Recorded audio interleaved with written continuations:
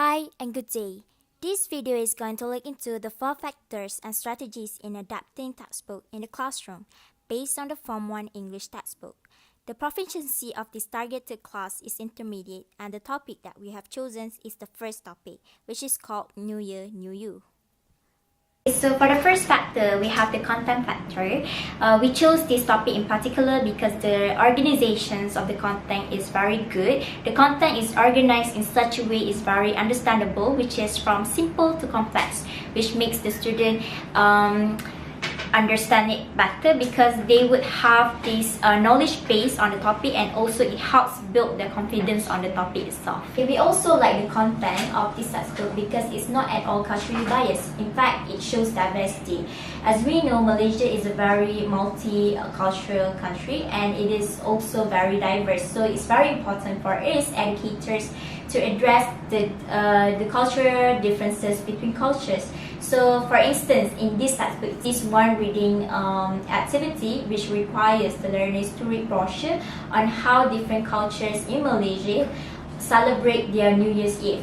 So this will not only enhance the students' reading skills, but it will also help generate their general knowledge on the different cultures in Malaysia. So the second factor is teacher factors. Teacher factors need to be trained in a way that promote effective teaching techniques so that students may benefit from their own learning experience. Suggested guidelines and on choosing material should cover all the possibilities and all the problems. Teacher also should understand the solution of emphasize improve to getting the textbook more interesting. And based on the content in this textbook, I choose reading content.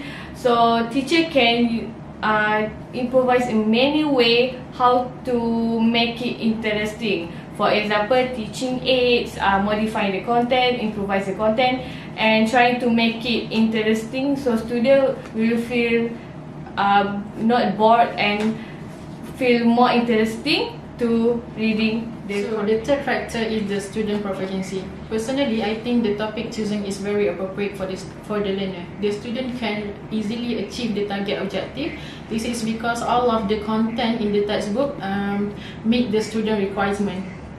In that particular topic, the student is basically practicing their reading skill, which the language has been already practiced in their language in their daily life. As a teacher, we can see the student progression through the gesture and also the pointing that the student make.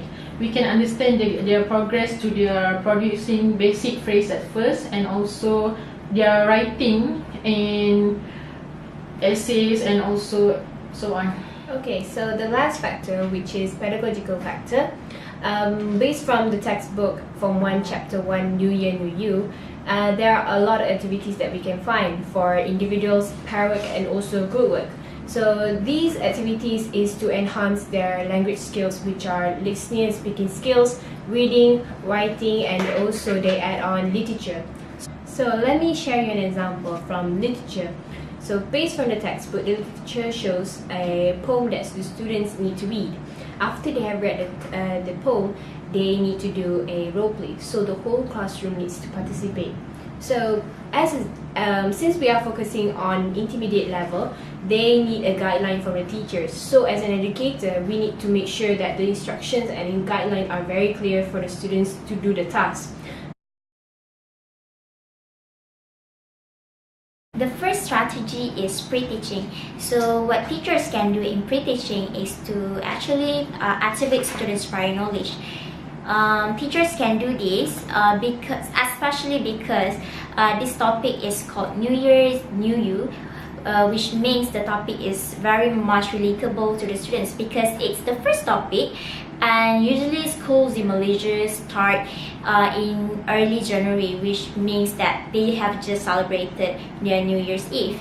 So what teachers can do in this strategy is to actually ask the questions like how did they celebrate their New Year, or how their family actually celebrate it annually.